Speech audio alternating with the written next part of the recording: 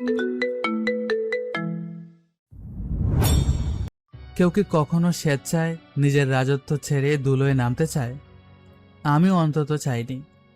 এই যে গায়ে পুরনো ছেঁড়া ফতুয়া, কপালে গাম আর হাতে মাখা তেঁতুল জলের করা গন্ধ, এসব আমার নিয়তিতে ছিল না। আমি তো ছিলাম এমন এক সাম্রাজ্যের রাজা যেখানে আমার এক ইশারায় কোটি টাকার লেনদেন হতো। কিন্তু আজ আমি ফুসকাওয়ালা। আমার তো দম বন্ধ লাগে এই ছদ্মবেশে। আমাদের ছদ্মবেশী হওয়ার কারণ একজনই। প্রতিটা দিন এই রাস্তার ধুলাবালিতে দাঁড়িয়ে থাকতে আমার বুক ফেটে যায়। কিন্তু ওই যে বলে না, কিছু মানুষের চোখের জলের কাছে পৃথিবীর সব রাজত্বই খুব তুচ্ছ মনে হয়। আমি ফুসকাওয়ালা হতে চাইনি, কিন্তু যখন দেখি একটা জ্যান্ত মানুষ তার আপনজনদের ষড়যন্ত্রে তিলে তিলে শেষ হয়ে যাচ্ছে, তখন এই রোদে পুরা কষ্টটাও আমার কাছে ইবাদত মনে হয়। আমার এই ছদ্মবেশ কোনো শখ নয়, এটা একটা যুদ্ধ, এমন এক যুদ্ধ যার শেষটা হয়তো আমার নিজেরও জানা নেই। ঢাকার ধানমন্ডি ৩২ নম্বর রোডের মোড়। দুপুরের কড়া রোদ পিচঢালা রাস্তা থেকে আগুনের হুলকা ছড়াচ্ছে। রাস্তার এক পাশে একটা বড় মেহগনি গাছের নিচে বেন নিয়ে দাঁড়িয়ে আছি আমি, মানে আমার নাম নয়ন খান। আমার পরনে নীল রঙের একটা পুরনো সুতি ফতোয়া, যার হাতা কনুই পর্যন্ত গোটানো। কপালে গামের বিন্দুগুলো চিকচিক করছে। আমি খুব নিপুণ হাতে তেঁতুল জল আর মশলা মাখানো আলুর পুর তৈরি করছি। আমার ব্যান্ডটার নাম নয়ন মামার স্পেশাল ফুচকা। রাস্তা দিয়ে হেঁটে যাওয়া এই মানুষগুলো খুনাক্ষরও জানে না। কেউ জানলে হয়তো জ্ঞান হারাবে যে এই সাধারণ ফুচকাওয়ালার আসল পরিচয় হলো সে এশিয়ার অন্যতম শ্রেষ্ঠ ধনী, দ্য এনকে গ্রুপের একমাত্র উত্তরাধিকারী। কিন্তু এই মুহূর্তে আমার পরিচয় শুধু একজন সাধারণ মেহনতি মানুষ। ভ্যানের সামনে একদল স্কুল পড়ুয়া কিশোর আড্ডা দিচ্ছে। আমি তাদের দিকে ফুচকার প্লেট এগিয়ে দিচ্ছিলাম। ঠিক তখনই রাস্তার ওপাশে একটা সাদা মার্সিডিজ এসে থামলো। গাড়ি থেকে নামলো মেহের, মানে আমার নায়িকা, আর আমার এই ছদ্মবেশের পেছনের একমাত্র কারণ। ওর পরনে হালকা বেগুনি রঙের দামি সেলোয়ার কামিজ, কাঁধে দামি ব্যাগ। সাথে নামলো ওর দুই বান্ধবী তিশা আর রিয়া। মেহেরের চেহারায় আভিজাত্য থাকলেও চোখ দুটো যেন আগুনের ভাটা। ওর পা ফেলাতে এক ধরনের তীব্র ধম্ব আছে, যা আসলে ওর ভেতরের চাপা কষ্টটাকে লুকিয়ে রাখার একটা ঢাল মাত্র। আমি দেখলাম ও হন হন করে আমার বেনের দিকে এগিয়ে আসছে। মেহের, এই গরমের শেষমেশ ফুচকা খেতে এখানে আনলি? আর জায়গা পাসনি, দেখ চারপাশটা কত নোংরা। মাঝে মাঝে নোংরা দেখতেও ভালো লাগে। আবার আসলে না পা, কি দিমো আজকে? এই যে ফুচকাওয়ালা, তোমার হাত কি পরিষ্কার আছে আজ? জি আপা, পরিষ্কার করেই তো কাজ করি। রাখো তোমার পরিষ্কার গল্প। এই বালতির পানি কোথা থেকে এনেছো? ওই তো পাশের টিউবওয়েল থেকে আনা আপা। ছি, এমন নোংরা জায়গায় মানুষ খাবার খায় কি করে? বাদ দে না মেহের, এখান থেকে খাবি? খাবো। ওই ফুচকাওয়ালা, একটা প্লেট দাও। জাল বেশি দিমো আপা, আগের দিনের মতো? বেশি কথা বলবে না, যেটা করতে বলেছি সেটা করো। নয়ন শান্ত চোখে একবার মেহেরের দিকে তাকালো। মেহেরের চোখে সেই পুরনো বিষাদ যা সে বারবার লুকিয়ে রাখতে চায়। নয়ন একটা কাচের প্লেটে নিপুণভাবে ফুচকা সাজাতে শুরু করলো। এই নেন আপা, সাবধানে ধরেন, প্লেটটা একটু ভারী। মেহের প্লেটটা হাতে নিয়ে এক পলক দেখলো। এটা কি বানিয়েছো? স্পেশাল টক দিছি আপা, খেয়ে দেখেন। গন্ধটা একদম বাসি মনে হচ্ছে। না আপা, এখনই তো বানালাম। আমার মুখে মুখে তর্ক করা শেখাচ্ছ? আরে মেহের, ও তো জাস্ট বললো। চুপ করো তিশা, এদের মাথায় তুললে আশকারা বেড়ে যায়। মেহের হঠাৎ করে প্লেটটা আলগা করে দিল। কাচের প্লেটটা ঝনঝন শব্দ করে রাস্তার পিচের ওপর পড়ে গিয়ে ভেঙে কয়েক টুকরো হয়ে গেল। ফুচকা আর তেঁতুল জল চারোদিকে ছড়িয়ে ছিটিয়ে পড়ল। ও শিট, মেহের এটা কি করলি? হাত থেকে পড়ে গেল, আর স্বাদও তো জঘন্য ছিল। আপা, প্লেটটা তো ভেঙে গেল। ভেঙেছে তো কি হয়েছে, টাকা নিয়ে নাও। টাকার কথা না আপা, খাবারটা নষ্ট হলো। ছি, তোমাদের মতো নিচু জাতের মানুষের হাতের খাবার মুখে দেওয়াটা ভুল। মেহের, তুই একটু বেশি বলছিস আজ। বেশি বলছি না কম বলছি সেটা আমি জানি। আমার উপর রাগ থাকলে ঝাড়তে পারেন আপা, কিন্তু খাবার ফেলে দিলেন কেন? তোমার সাহস তো কম না। থু, তুমি আমার সাথে তর্ক করছো? তর্ক না আপা, জাস্ট জিজ্ঞেস করলাম। শোনো ফুসকোয়ালা, নিজের জায়গাটা চিনে চলো। রাস্তার ধুলোর মতোই তোমার দাম। চল এখান থেকে মেহের, মানুষ দেখছে। মেহের ব্যাগ থেকে একটা 500 টাকার নোট বের করে অয়নের দিকে ছুড়ে দিল। এই নাও তোমার প্লেট আর ফুচকার দাম, আর বাকিটা দিয়ে একটা ভালো সাবান কিনবে হাত ধোয়ার জন্য। টাকাটা আপনি হাতও দিতে পারতেন আপা। তোমাকে ছোঁয়ার রুচি আমার নেই। মেহের, তাড়াতাড়ি গাড়িতে আয়। মেহের গট গট করে হেঁটে গাড়ির দিকে চলে গেল। অয়ন নিচু হয়ে ধুলো মাখা 500 টাকার নোটটা তুলে নিল। তার চোখে এক ফোঁটা রাগ নেই, বরং এক ধরনের মমতা খেলা করছে। সে জানে মেহের এই রুক্ষতা দিয়ে নিজের ভেতরের কান্না আড়াল করছে। গাড়িটা স্টার্ট দিয়ে ধোয়া উড়িয়ে চলে গেল। রাস্তার ধুলোবালি আবার আগের মতো শান্ত হয়ে এলো। নয়ন ভাঙা কাঁচের টুকরোগুলো এক এক করে কুড়াতে শুরু করলো। ঠিক তখনই মেহগুনি গাছের ওপাশ থেকে এক বৃদ্ধ ভিখারি এগিয়ে এলো। বাবা, আমারে 1 প্লেট দিবা? খুব ক্ষুধা লাগছে। বসেন চাচা, এখনই দিচ্ছি। ওই মাইয়াটা তো খুব খারাপ ব্যবহার করলো তোমার লগে। মানুষের মন খারাপ থাকলে মেজাজও খারাপ থাকে চাচা। এত সুন্দর চেহারা তোমার, ফুচকা বেচো কেন বাবা? মানুষের সেবা করতে ভালো লাগে চাচা, কাজ তো কাজই। নয়ন বৃদ্ধকে 1 প্লেট ফুচকা এগিয়ে দিল। সে ভাবছিল মেহেরের কথা। মেহের তাকে চেনে গত 3 মাস ধরে। প্রায়ই সে এখানে আসে, কখনো একা, কখনো বন্ধুদের সাথে। প্রতিবারই সে কোনো না কোনো বাহানায় নয়নকে অপমান করে। কিন্তু নয়ন জানে মেহেরের বাবার সাথে তার পরিবারের এক পুরনো সম্পর্ক আছে, যা মেহের নিজেও জানে না। একটু দূরে একটা রিকশায় বসে এক যুবক এই দৃশ্যটি দেখছিল। যুবকটির নাম সাব্বির। সে মেহেরের পাড়ার বড় ভাই এবং মেহেরকে পছন্দ করে। সে রিকশা থেকে নেমে অয়নের ভ্যানের দিকে এগিয়ে এলো। কিরে মামা, ঝাড়ি খাইলি নাকি বড় লোকের বেটির কাছে? কাস্টমার সবসময় ঠিক থাকে ভাই। বেশি বুঝিস তুই। ওই মেয়েটারে চিনিস? জানি, মেহের আপা। আশফাক সাহেবের একমাত্র মেয়ে। মাথা গরম, কিন্তু দেখতে মাশাল্লাহ। আপনি কি কিছু খাবেন ভাই? না থাক, তোর ফুচকা খেয়ে পেট খারাপ করার ইচ্ছে নাই। ঠিক আছে ভাই।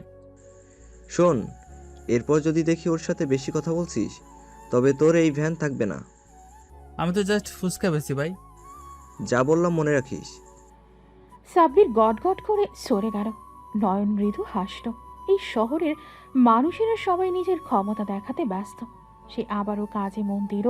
এরই মধ্যে রোদের তেজ অনেকটা কমে এসেছে। আকাশের এক কোণে এক টুকরো কালো মেঘ হুকে দিচ্ছে।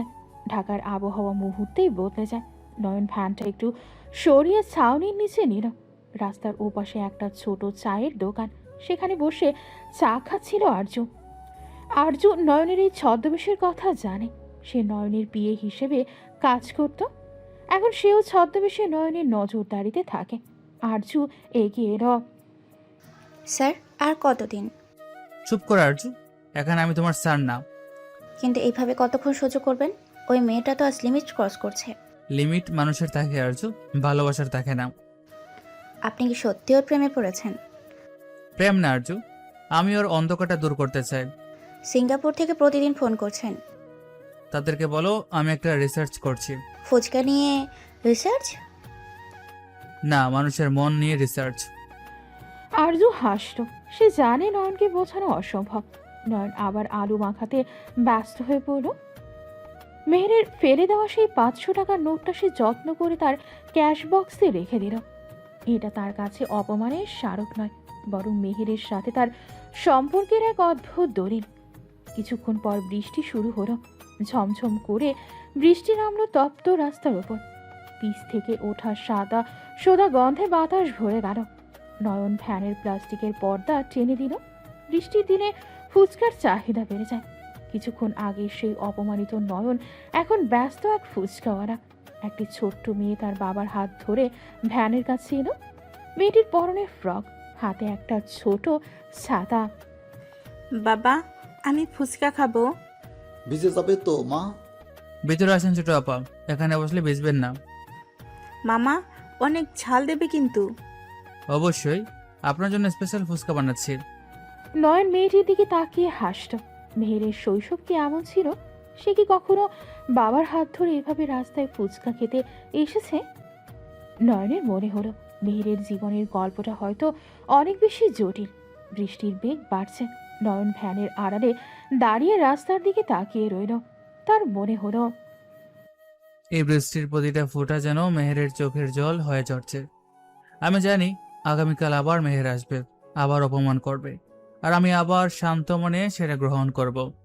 কারণ এই অপমানের নিচে চাপা পড়ে আছে এক বিলিয়নিয়ারের সাধারণ মানুষের মতো বাঁচার তীব্র আকাঙ্ক্ষা।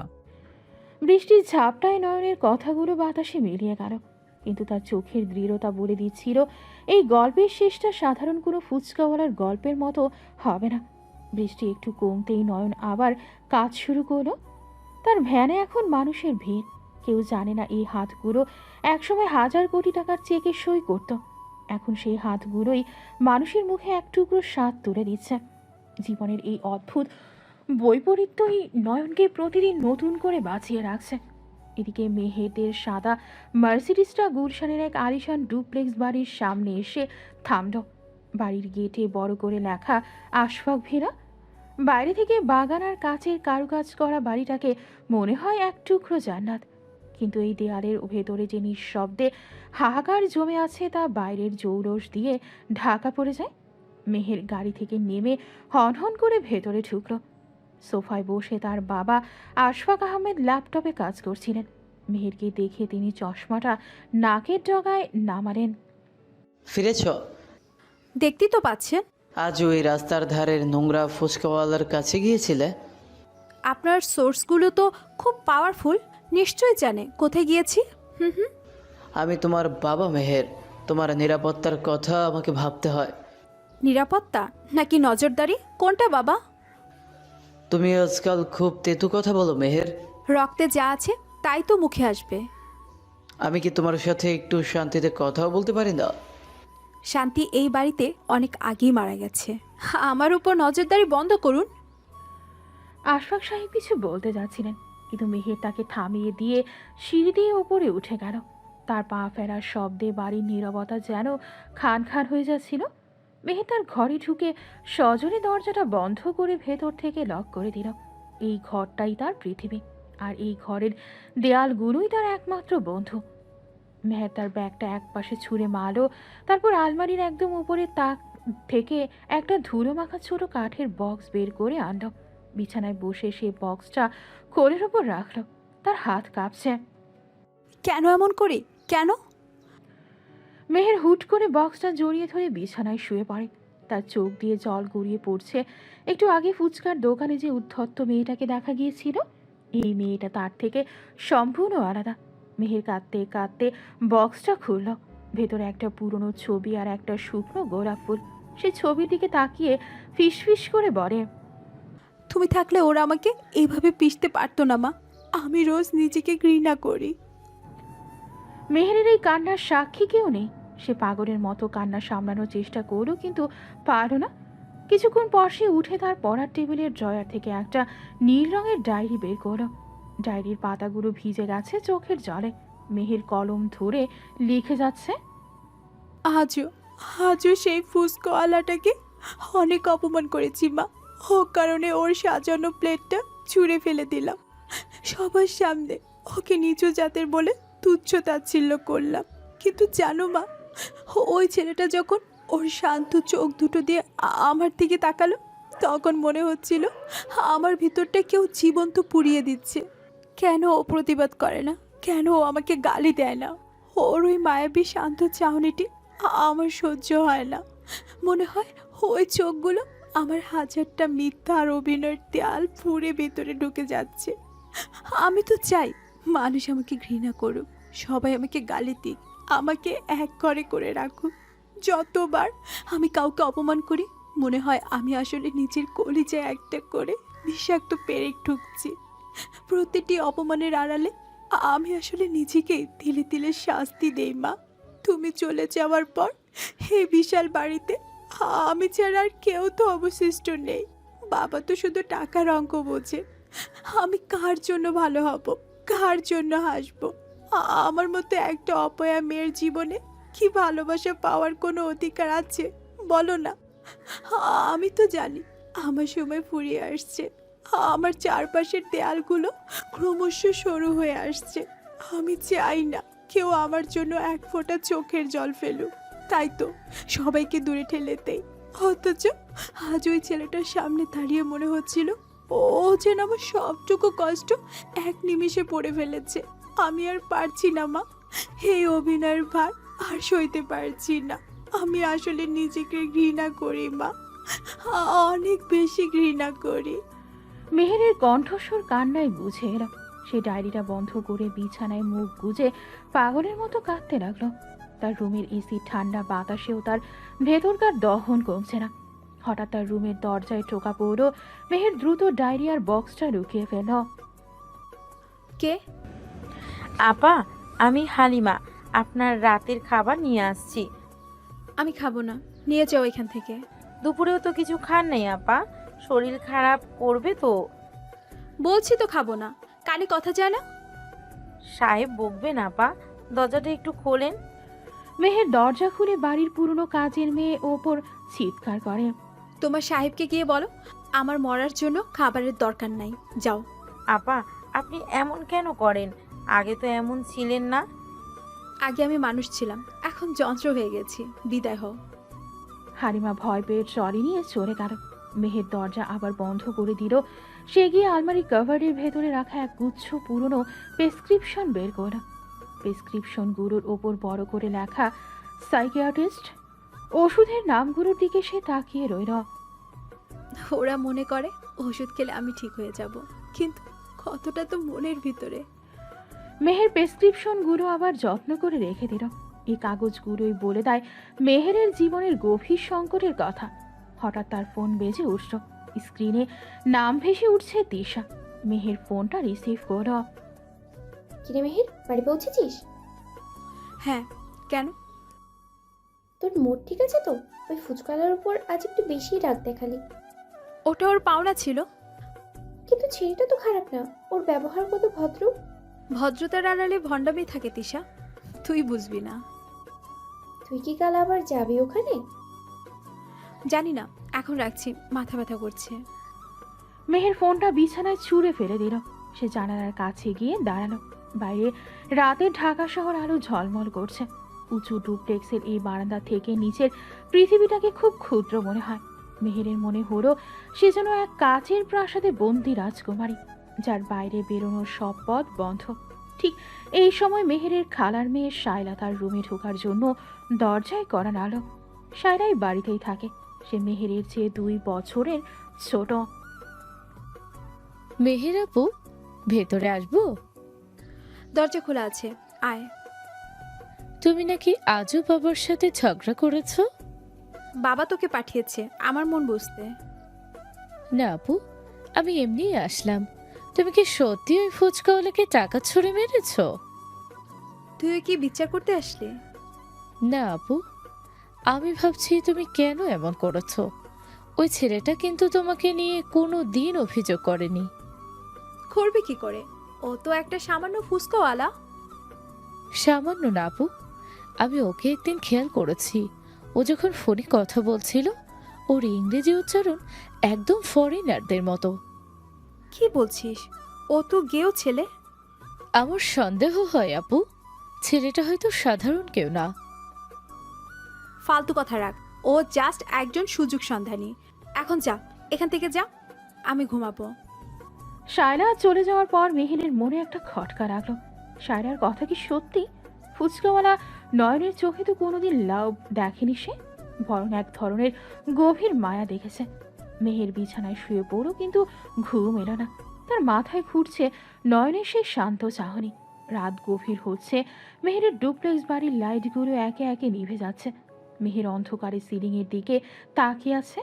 তার হাতে এখনো সেই ওষুধের প্রেসক্রিপশনগুলো। সে বিড়বিড় করে বলল, নয়ন, তুমি কে? কেন তোমার সামনে দাঁড়ালে আমি নিজেকে সামলিয়ে রাখতে পারি না। মেহেরের নিঃসঙ্গতাই রাতের অন্ধকারের চেয়েও গভীর। সে জানে কাল আবার সূর্য উঠবে, আবার সে সেই উদ্ধত্ত মেহের হয়ে রাস্তায় বেরোবে। কিন্তু ভেতরে যে মেহেরটা ডুকরে কাচ্ছে, তার খবর এই শহরের কেউ জানে না। এই রহস্যময়তা আর যন্ত্রণার মাঝেই মেহেরের দিনগুলো কাটে। মেহের হঠাৎ উঠে তার ড্রয়ার থেকে আরও কিছু ছবি বের করলো। ছবিগুলো আধপোড়া, যেন কেউ এগুলো পুড়িয়ে ফেলার চেষ্টা করেছিল কিন্তু পারেনি। সেই ছবিগুলোর দিকে তাকিয়ে মেহেরের চোখ আবার ভিজে উঠল। মেহেরের বাবা আশফাক সাহেবের রুমে তখন মেহেরের নামে একটা ফাইল খোলা, সেখানে লেখা মেহেরের বর্তমান মানসিক পরিস্থিতি। বাবা আর মেয়ের মাঝে এই কাগজের দেয়ালটা দিন দিন আরও চওড়া হচ্ছে। মেহের অন্ধকার ঘরে বসে রইল, তার নিঃশ্বাস ভারী হয়ে আসছে। এই বিশাল বাড়িতে সে যেন একাই লড়াই করে চলেছে এক অদৃশ্য শত্রুর বিরুদ্ধে, আর সেই শত্রুর নাম তার নিজের অতীত। কেউ কি আসবে যে আমাকে এই নরক থেকে টেনে তুলবে? মেহেরের এই আকুতিকে কেউ শুনতে পাবে? ঢাকার রাতের নির্জনতায় তার দীর্ঘশ্বাসগুলো যেন একটা বড় ঝড়ের সংকেত দিচ্ছে। ঢাকার সেই বিষণ্ণ রাত যখন মেহেরের চোখের জলে ভারী হয়ে উঠছিল, ঠিক সেই সময়ে কয়েক হাজার মাইল দূরে সিঙ্গাপুরের মেরিনা বে ফিনান্সিয়াল সেন্টারের চিত্রটা ছিল আকাশ পাতাল আলাদা। কাচের দেয়াল ঘেরা দ্য অ্যানকে গ্রুপ অফ এর সুউচ্চ দপ্তরে তখন মধ্যরাতে হলেও উত্তেজনার পারোত্তঙ্গে। এশিয়ার সব বাঘা বাঘা ইনভেস্টর আর বোর্ড মেম্বাররা এক বিশাল কনফারেন্স টেবিলে বসে আছেন, সবার মুখে চিন্তার রেখা। টেবিলের ঠিক মাঝখানে চেয়ারটা শূন্য, সেটি এই সাম্রাজ্যের অধিপতি নয়ন খানের। তার অনুপস্থিতিতে পুরো মিটিং রুম যেন এক প্রাণহীন যান্ত্রিক ঘরে পরিণত হয়েছে। নয়নের ব্যক্তিগত সহকারী আকাশ এক কোণে দাঁড়িয়ে কপালে ঘাম মুছছে। আকাশ, এটা কোনো মশকারা নয়। 6 মাস একটা গ্লোবাল কোম্পানির চেয়ারম্যান 6 মাস ধরে নিখোঁজ থাকে কি করে? স্যার নিখোঁজ নন মিস্টার চ্যাং, তিনি ছুটিতে আছেন। ছুটি? আরে কারো সাথে কোনো যোগাযোগ নেই, কোনো সিগনেচার নেই। জাপানিজ মার্কেট আমাদের শেয়ার নিয়ে প্রশ্ন তুলেছে।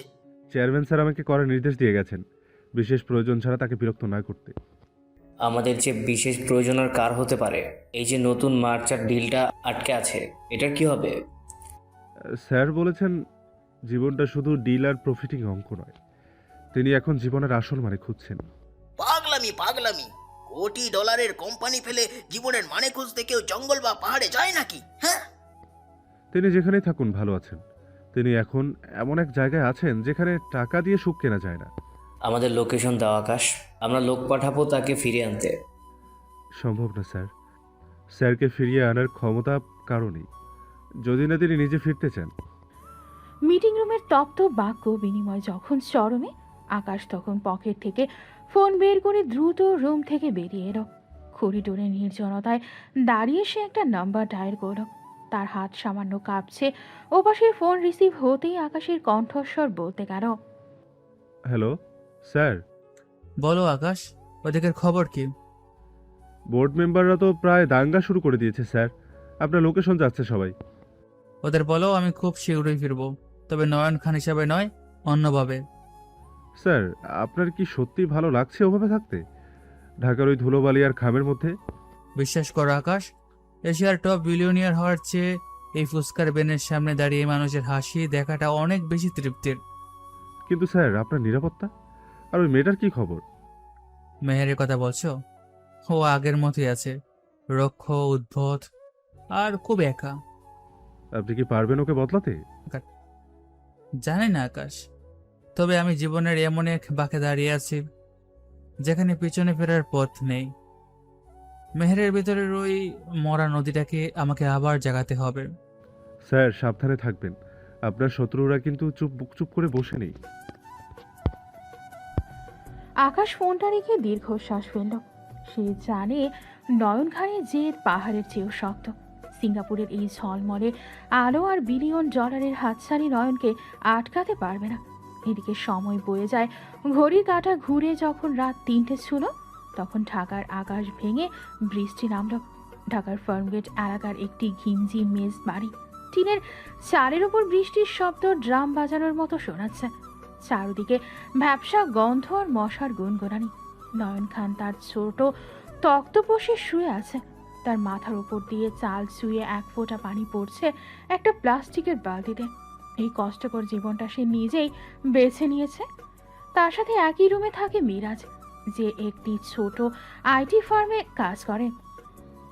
কি রে নয়ন, ঘুমাস নাই? এই বৃষ্টির শব্দে ঘুম আসে নাকি রে? তোর আবার বৃষ্টির রোমান্টিকতা কবে থেকে শুরু হলো? সারাদিন তো ফুচকা বেচলি। বৃষ্টির একটা আলাদা ভাষা আছে মিরাজ, যে শুনতে জানে তার কাছে একটা সুর। ধুর, রাখ তোর সুর। কাল সকালে আমার ভিজে ভিজে বাসায় যেতে হবে। আলুর দাম আবার বাড়ছে। দাম বাড়লে সমস্যা নেই, মানুষের পেটের ক্ষুধা তো আর কমবে না। তুই মাঝে মাঝে এমন কথা বলিস না, মনে হয় কোনো বড় ইউনিভার্সিটির প্রফেসর, অথচ পরিচয় দিস ফুচকাওয়ালা। পরিচয় দিয়ে কি হবে? মানুষ তো তার কাজ দিয়ে চেনা যায়। নয়ন পাশ ফিরে শুতে যাবে, ঠিক তখনই তার পুরনো সস্তা ফোনটা ভাইব্রেট করে উঠল। অন্ধকার ঘরে ফোনের স্ক্রিনের আলোটা খুব উজ্জ্বল হয়ে দেখা দিল। নয়ন দেখল একটা আননোন ইন্টারন্যাশনাল নাম্বার থেকে মেসেজ এসেছে। এত রাতে আবার কে মেসেজ দেয়? কোনো কাস্টমার নাকি? চুপ করতো মিরাজ, দেখতে দে। নয়ন মেসেজটা খুলল, সেখানে মাত্র একটা লাইন লেখা, সময় শেষ হয়ে আসছে, মেহেরকে কি বাঁচাতে পারবে? নয়ন এক ঝটকায় বিছানায় উঠে বসল। তার কপালে চিন্তার রেখা ফুটে উঠল। এই নাম্বারটা তার পরিচিত নয়, কিন্তু মেসেজের বিষয়বস্তু তার কলিজায় আঘাত করল। কি হয়েছে রে, মুখটা এমন শুকিয়ে গেল কেন? কিছু না, তুই গোমা। আরে বলবি তো, কোন বিপদ? বললাম তো কিছু না, তুই লাইটটা নিভিয়ে দে। মিরাজ গজ গজ করতে করতে ঘুমিয়ে পড়ল, কিন্তু নয়নের দু চোখ থেকে ঘুম উধাও। সে জানালার পাশে গিয়ে দাঁড়ালো। বাইরে মুষলধারে বৃষ্টি পড়ছে, ল্যাম্পপোস্টের আবছা আলোয় রাস্তায় জমা পানি চিকচিক করছে। নয়ন বিড়বিড় করে মেসেজটা আবার পড়ল। তার মনে হাজারটা প্রশ্ন। এই লোকটাকে সে কিভাবে জানে যে নয়ন মেহেরের কাছাকাছি আছে? আর মেহেরের কি এমন বিপদ যার জন্য সময় শেষ হয়ে আসছে? সময় শেষ হয়ে আসছে মানে কি? নয়ন জানালার গ্রিলটা শক্ত করে ধরল। মেহেরের এই বিষাদ মাখা মুখটা তার চোখের সামনে ভেসে উঠল। যে মেয়েটা দিনের আলোয় তাকে অপমান করে, সেই মেয়েটার আড়ালে লুকিয়ে থাকা রহস্যটা কি তবে আরো গভীর? মেহেরের বাবার সাথে নয়নের পরিবারের যে ব্যবসায়িক দ্বন্দ্ব ছিল, তার বাইরেও কি অন্য কোনো খেলা চলছে? সব প্রশ্নের উত্তর পেতে হলে আমার সাথেই থাকুন। আমি তোমাকে মরতে দেব না মেহের, এমনকি যদি তার জন্য আমার এই তিলে তিলে গড়া ছদ্মবেশ কিংবা আমার বিলিয়নিয়ার পরিচয় সব বিসর্জন দিতে হয়, তবুও না। বৃষ্টির বেগ আরো বাড়ল। নয়ন অন্ধকার ঘরে একা দাঁড়িয়ে রইল। সে জানে আগামীকাল থেকে তার লড়াইটা আর শুধু ফুচকা বেচার মধ্যে সীমাবদ্ধ থাকবে না।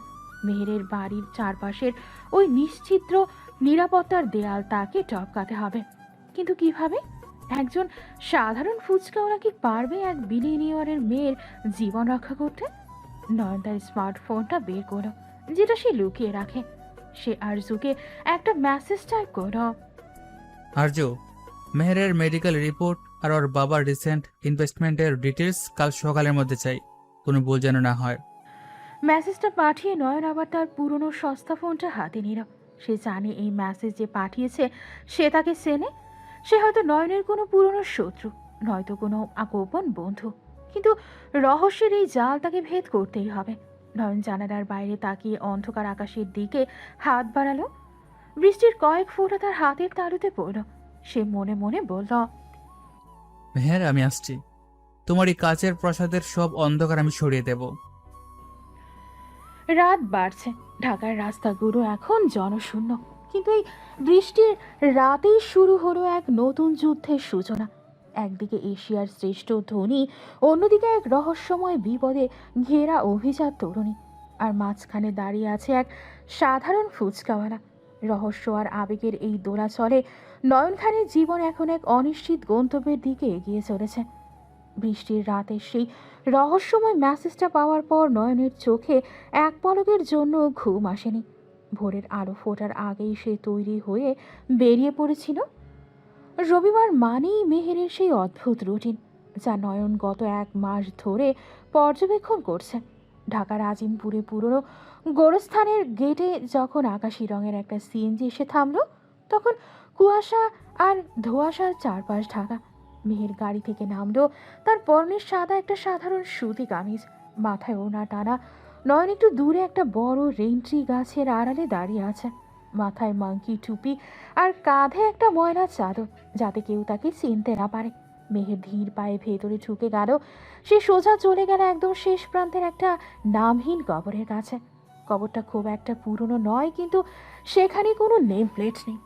মেহের কবরের পাশে হাঁটু গেড়ে বসল। নয়ন কিছুটা দূরত্ব বজায় রেখে একটা ভাঙা দেয়ালের আড়ালে দাঁড়িয়ে কান পাতল। কেমন আছো তুমি? আমি আবার এসেছি। মেহেরের গলার স্বর কাঁপছে। সে কবরের ওপর জমে থাকা শুকনো পাতাগুলো আলতো হাতে পরিষ্কার করতে শুরু করল। জানো, কাল আবার সেই ফুসকলাকে অনেক কথা শুনিয়েছি। ওই লোকটা কেন আমার দিকে ওভাবে তাকায়? আমার কথা বলছো মেহের? আমার দিকে তাকালে কি তুমি নিজেকে দেখতে পাও? সবাই আমাকে অহংকারী ভাবে। রিয়া, তিশা সবাই বলে আমি নাকি মানুষ চিনতে ভুল করি। মেহের কবরের ভেজা মাটির ওপর হাত রাখল। তার চোখ থেকে এক ফোঁটা জল কবরের ওপর টুপ করে পড়ল। ওরা মনে করে আমি খুব খারাপ, কিন্তু আমি তো চাই ওরা আমাকে ঘৃণা করুক। ঘৃণা করলে আমি চলে গেলে কারো কষ্ট হবে না। চলে যাব? কোথায় চলে যাব মেহের? তুমি কি কোনো বড় বিপদে আছো? আমি যখন থাকবো না, তখন কি এই কবরটার পাশে কেউ আসবে মা? কেউ কি আমায় মনে রাখবে? মেহেরের মুখ থেকে মা শব্দটা বের হতেই নয়নের বুকটা ধক করে উঠল। এই নামহীন কবরটা কি তবে মেহেরের মায়ের? কিন্তু মেহেরের মা তো মারা গেছেন শুনেছে সে অনেক আগে। তবে কেন এই কবরে কোনো নাম নেই? মেহেরের চলে যাওয়ার কথাটা মানেই বা কে? সে কি কোনো মরণ ব্যাধিতে আক্রান্ত? নয়নের মাথায় হাজারটা প্রশ্ন ঘুরপাক খেতে লাগল। সময় ফুরিয়ে আসছে। বাবা হয়তো সব জেনে যাবে খুব দ্রুত। তার আগে আমাকে সব শেষ করতে হবে। মেহের উঠে দাঁড়ালো। তার চোখে এখন কান্নার রেশ নেই, আছে এক জমাটবদ্ধ সিদ্ধান্ত। সে দ্রুত পায়ে গোরস্থানের বাইরে বেরিয়ে গেল। নয়ন দেয়ালের আড়ালে নিজেকে লুকিয়ে ফেলল। কুয়াশার চাদর ভেদ করে মেহেরের সিএনজিটা যখন চলে গেল, নয়ন তখন সেই নামহীন কবরের সামনে গিয়ে দাঁড়ালো। তার মনে হলো এই মাটির নিচে কোনো একটা বিশাল সত্যি চাপা পড়ে আছে। কয়েক ঘন্টা পর রোদের তেজ বাড়তে শুরু করেছে। নয়ন আবার তার সেই পরিচিত রূপে নীল ফতুয়া লুঙ্গি পরে ফুচকার ভ্যানে। তবে আজ সে একা নয়, তার সাথে আছে ভিকি। ভিকি নয়নের ছোটবেলার বন্ধু। লন্ডনে একসাথে পড়াশোনা করেছে। বর্তমানে সে নয়নের ব্যক্তিগত লিগ্যাল অ্যাডভাইজার। কিন্তু আজ সে নয়নের হেল্পার সেজে ভ্যানে আলু ছিলছে। ডিকির পরনে একটা চেক লুঙ্গি আর হাত কাটা গেঞ্জি। কিরে দোস্ত, এই আলু ছিলতে গিয়ে আমার হাত তো পুরো লাল হয়ে গেল। আলু ছিলতে কষ্ট হলে $1 বিলিয়ন ডিল করছিস কেন? আরে ওটা তো এসি রুমে বসে হয়, আর এখানে তো রোদ, মানুষের ঘাম গন্ধ সহ্য করা। মানুষের ঘাম আর মাটির গন্ধ নিতে শিখবে কি? এটাই জীবনের আসল স্বাদ। রাখ তোর দার্শনিক কথা। তুই কি সত্যি এখানের ফুচকা বেচতে আসছিস, নাকি ওই মেয়েটার প্রেমে পড়েছিস? তোর কি মনে হয়? আমার মনে হয় তোর মাথা পুরো গেছে। বিলিনিয়ার থেকে ফুচকাওয়ালা, প্রেমটা কি জম্বার বদলে তেঁতুল জল হয়ে গেল নাকি? তেঁতুল জল তো বেশ উপাদেয় বিকি, টক ঝাল মিষ্টি। আজ মেহের এসেছিল? না, আজ ও অন্য কাজে ব্যস্ত ছিল, আজিমপুর গিয়েছিল। গোরস্থানে কেন? একটা নামহীন কবর। ও বলছে ও চলে যাবে। বিকি, মেয়েটার হার্ট মনে হয় খুব একা। নয়ন, তুই জানিস তুই কি করছিস? এদিকে তোর সিঙ্গাপুরের ব্যবসায় ধস নামা দশা। কাল মিস্টার চ্যাং ফোন করেছিল। ব্যবসায় দোষ নামলে আবার দাঁড়ানো যায় বিকি, কিন্তু একটা প্রাণ জ্বরে গেলে সেটা আর ফেরানো যায় না। তুই কি শিওর অসুস্থ, মানে কোনো মরণ ব্যাধি? আমি আজ ওর কথা শুনে সেটাই আঁচ করলাম। ও চায় সবাই ওকে ঘৃণা করুক, যাতে ও মারা গেলে কেউ কষ্ট না পায়। উদ্ভট চিন্তা, কিন্তু মেয়েটা তোকে যেভাবে অপমান করে সেটা আমি সহ্য করতাম না। মেহের আমাকে অপমান করে শান্তি পায় বিকি, আর ওর শান্তি আমার সুখ। তুই তো দেখছি পুরোই দেবদাস হয়ে গেছিস। তোর এই ফুচকার দোকানে যদি তোর কোম্পানির শেয়ার হোল্ডার আসতো, তবে ভিমরি খেয়ে মরতো। শুনবি কি, হাসি বাদ দে। তুই একটু খোঁজ নে তো, মেহেরের কোনো মেডিকেল হিস্ট্রি আছে কিনা। আমি তো খোঁজ নিচ্ছি। ওর বাবার পার্সোনাল ডাক্তারকে টার্গেট করেছি। সাবধানে করিস। আশফাক সাহেব লোকটা কিন্তু খুব দ্রুত। আরে আমি কে জানিস না, লন্ডনের টপ ডিটেকটিভদের সাথে কাজ করেছি। ঠিক এই সময় একদল ভার্সিটির ছেলে মেয়ে ভ্যানের সামনে এসে দাঁড়ালো। ভিকি তাড়াতাড়ি নিজেকে সামনে নিয়ে এক প্লেট ফুচকা এগিয়ে দিল। এই মামা, তেঁতুল জলটা একটু বেশি করে দিয়েন তো। অবশ্যই মামা, আমাদের স্পেশাল তেঁতুল জল খেলে মন চাঙ্গা হয়ে যাবে। বেশি কথা বলিস না বেকি, সন্দেহ করবে। আরে ফুচকাওয়ালা কি কথা বলতে পারে নাকি? আমি হলাম স্মার্ট ফুচকাওয়ালা। নয়ন আলুর পুর মাখাতে মাখাতে দূরে মেহেরের সেই সাদা মার্সিডিসটা দেখতে পেল। গাড়িটা এদিকে আসছে। নয়নের হার্টবিট বেড়ে গেল। সে জানে আজ হয়তো আবার এক স্পষ্ট অপমান আসবে, কিন্তু মেহেরের ওই বিধ্বস্ত চোখ দুটো দেখার জন্য সে যেন সারাদিন অপেক্ষা করে থাকে। দোস্ত, ওই দেখ তোর ক্রাশের গাড়ি। চুপ কর, আলো চলতে থাক। আমি কিন্তু আজ ওর অপমান শুনলে পাল্টা কিছু বলে দিতেও পারি, বলে দিচ্ছি। খবরদার বেকি, তুই এখানে আমার হেল্পার, ওর সাথে কোনো কথা বলবি না। গাড়িটা ভ্যানের কয়েক হাত দূরে এসে ব্রেক কষল। মেহের নামলো না, শুধু জানালার কাজটা নামালো। তার চোখে বড় কালো সানগ্লাস। নয়ন এগিয়ে গেল জানালার কাছে। আই ফুচকাওয়ালা, এপাশে এসো। জি আপা বলেন। আজ ফুচকা খাবো না, এই নাও কিছু টাকা। আজ রাত 8টার সময় গুলশান 2-এর মোড়ে আমার জন্য এই স্পেশাল তেঁতুল জল আর ফুচকা নিয়ে আসবে। রাস্তায় ডেলিভারি দেবো আপা?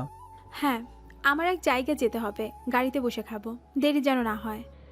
মেহের একটা 1000 টাকার নোট নয়নের দিকে বাড়িয়ে দিল। নয়ন নোটটা নিতে গিয়ে দেখলো মেহেরের নখগুলো নীল হয়ে আছে। সে কি ওষুধের পার্শ্ব প্রতিক্রিয়া?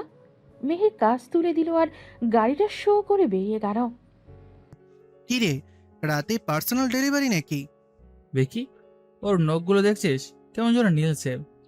নীলচে?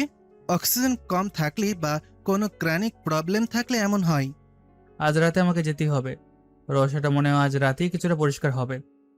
সাবধানে থাকিস দোস্ত, আমার মন বলছে কোনো বড় বিপদ আসছে।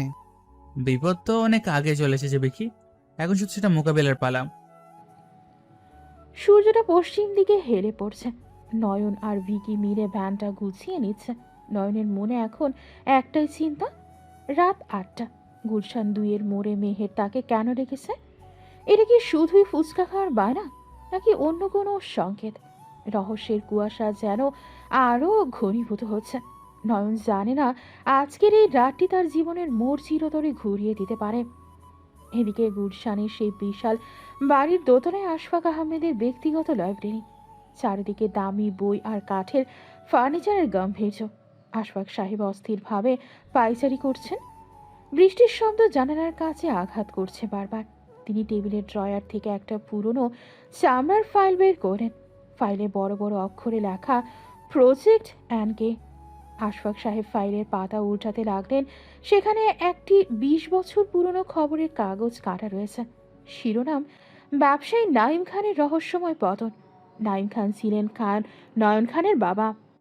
আশফাক সাহেব একসময় নাইম খানের খুব ঘনিষ্ঠ এবং কাছের বন্ধু ছিলেন, কিন্তু ক্ষমতার লোভে তিনি বন্ধুর সাথে বিশ্বাসঘাতকতা করেছিলেন। নয়ন এই সব জানে, কিন্তু তার মনে কোনো প্রতিশোধের আগুন নেই।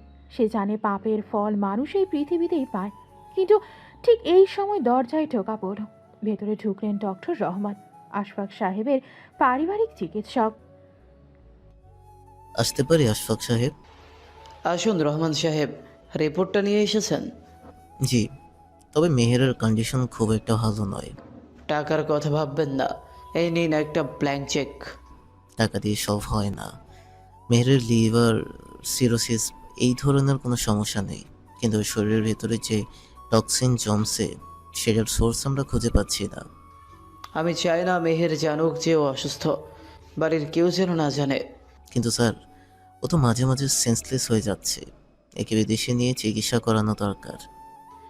সময় আসুক, আপাতত আপনি ওকে ভিটামিন বলে এই কড়া ডোজের ওষুধগুলো দিয়েছেন। এটা ওর ওপর খুব চাপ ফেলছে, ওর মেজাজ খিটখিটে হয়ে যাচ্ছে। ও যত মানুষের কাছে অপছন্দের হবে ততই আমার জন্য মঙ্গল। আশফাক সাহেবের চোখ দুটো পাথরের মতো শীতল। তিনি চান না মেহের সুস্থ হয়ে নিজের সম্পত্তির অধিকার বুঝে নিক। অন্যদিকে নয়ন তার মেসে বসে ল্যাপটপে আরজুর পাঠানো ডাটা দেখছে। সে জানে আশফাক সাহেব একজন ডাক্তারকে নিয়মিত বড় অঙ্কের টাকা পাঠাচ্ছেন। নয়ন বুঝতে পারছে মেহেরের এই খিটখিটে স্বভাব আর অসুস্থতা কোনো স্বাভাবিক ঘটনা নয়। নয়ন বিড় করে বলল, আশফাক সাহেব, আপনি আপনার নিজের মেয়ের সাথে এই খেলা খেলছেন? আমি তো সেটা হতে দেব না। এভাবে কিছুদিন কেটে যায়। পহেলা বৈশাখ। আজ পুরো ঢাকা শহর আজ রঙিন সাজে সেজেছে। রমনা পার্কের মেলায় মানুষের তিল ধারণের জায়গা নেই। নয়ন আস্তার ফুচকার ভ্যান নিয়ে মেলা প্রাঙ্গণের এক কোণে দাঁড়িয়েছে। তার ভ্যানটিও আজ রঙিন কাগজের সাজানো। মেয়ে তার বান্ধবীদের সাথে মেলায় এসেছে। তার পরনে লাল সাদা পাড়ের শাড়ি, কপালে বড় একটা টিপ। মেহেরকে আজ অপার্থিব সুন্দর লাগছে, কিন্তু তার চোখের নিচের কালি বলে দিচ্ছে সে গতরাতে একদম ঘুমায়নি। মেলায় প্রচণ্ড ভিড়। হঠাৎ একদল বখাটে যুবক মেহের আর তার বান্ধবীদের ঘিরে ধরল। এদের সর্দার শুভ, এই এলাকারই এক প্রভাবশালী নেতার ছোট ভাই। কি গো সুন্দরী, বৈশাখী মেলায় একা একা কেন? আমাদের সাথে একটু নাগরদোলা চলবে নাকি? রাস্তা ছাড়ুন, আপনার সাহস তো কম না। আরে বাহ, রাগলে তো আরো বেশি মিষ্টি লাগে। মেহের, চল এখান থেকে, এদের সাথে কথা বলিস না। কোথা যাবে? মেলার আনন্দ তো মাত্র শুরু হলো। হাত ছাড়ুন বলছি, আমি পুলিশ ডাকবো। পুলিশ আমার পকেটে থাকে রে পাগলি, আয় আমার সাথে। আশেপাশের মানুষ দেখছে, কিন্তু কেউ সাহস করে এগিয়ে আসছে না। মেহেরের চোখে আজ ভয়ের ঝিরিক। ঠিক তখনই ভ্যান ছেড়ে দ্রুত পায়ে এগিয়ে এলো নয়ন। তার হাঁটার ভঙ্গিতে আজ কোনো সাধারণ ফুচকাওয়ালার জড়তা নেই। সে ভিড় ঠেলে শুভর সামনে গিয়ে দাঁড়ালো। হাঁটা ছাড়ুন ওর। কিরে ফুচকাওয়ালা, তুই আবার কোত্থেকে আসলি? ফুচকা বেচতে পারিস না? বললাম হাতটা ছাড়ুন, দ্বিতীয়বার বলবো না। এই শালা, তুই আমার সাথে এভাবে কথা বলিস? শুভ নয়নকে মারার জন্য হাত তুলল, কিন্তু মুহূর্তের মধ্যে নয়ন শুভর হাতটা মুচড়ে ধরল।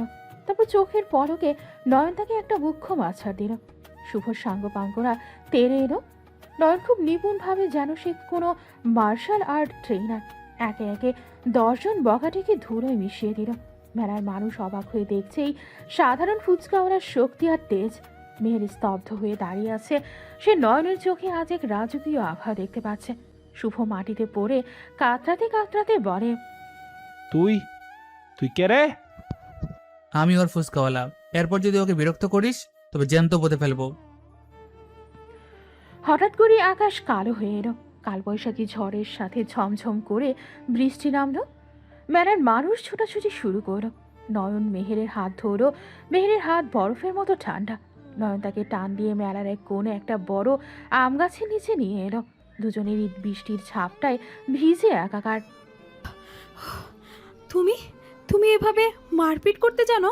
রাস্তায় চলতে গেলে এসব শিখতে হয় আপা। তোমার চোখে ওটা কি ছিল? তুমি কি সাধারণ কেউ নও? আমি সাধারণই আপা। আপনার বিপদে আমি ছাড়া আর কেউ ছিল না, এটাই সত্যি। কেন করলে এসব? আমি তো তোমাকে সবসময় অপমান করি।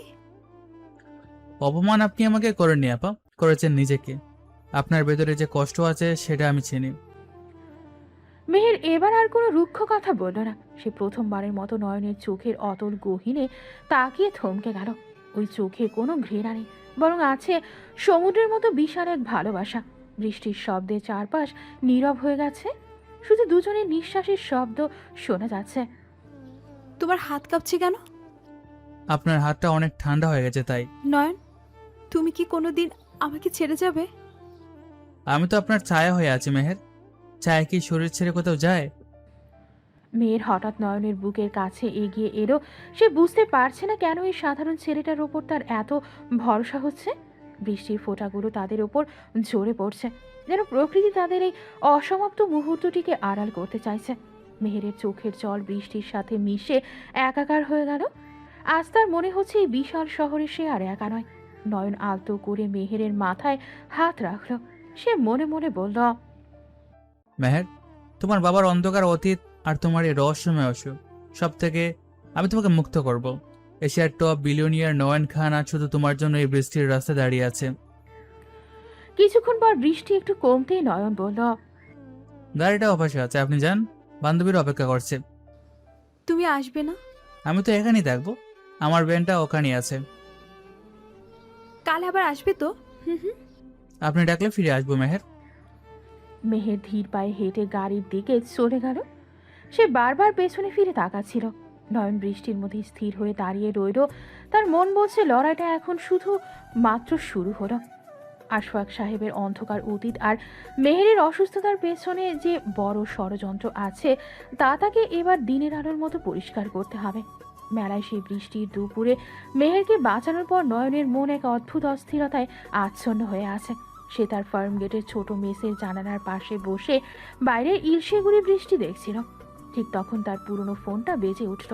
স্ক্রিনে ভেসে উঠল মা লেখাটি। নয়ন বুক ভরে একটা নিঃশ্বাস নিয়ে ফোনটা রিসিভ করল। আসসালামু আলাইকুম মা, কেমন আছো? ওয়ালাইকুম আসসালাম বাবা, তুই কেমন আছিস? অনেকদিন তোর কোনো খবর পাই না। আমি ভালো আছি মা, অফিসের কাজে একটু ব্যস্ত ছিলাম তো, তাই ফোন দিতে দেরি হয়েছে। তোর বাবা আজ সকাল থেকে খুব ছটফট করছে রে, বারবার শুধু তোর নাম নিচ্ছিল। বাবার শরীর কি আবার খারাপ হয়েছে? ডাক্তার কি এসেছিল? ডাক্তার তো এসেছিল, বলল হার্ট ব্লকটা বাড়ছে, ওনাকে সিঙ্গাপুর নিয়ে যাওয়ার কথা বলছে সবাই। তুই কি একবার আসতে পারবি বাবা? মা, আমি তো ওখানে একটা বড় প্রজেক্টে আটকে আছি, তুমি চিন্তা করো না, আমি আকাশকে বলে সব ব্যবস্থা করছি। টাকা পয়সা দিয়ে তো সব হয় না বাবা। তোর বাবা তোকে একবার চোখেই দেখতে চাইছে। তুই বড় বিজনেসম্যান হয়েছিস ঠিক আছে, কিন্তু আমাদের কাছে তো তুই সেই ছোট্ট নয়ন।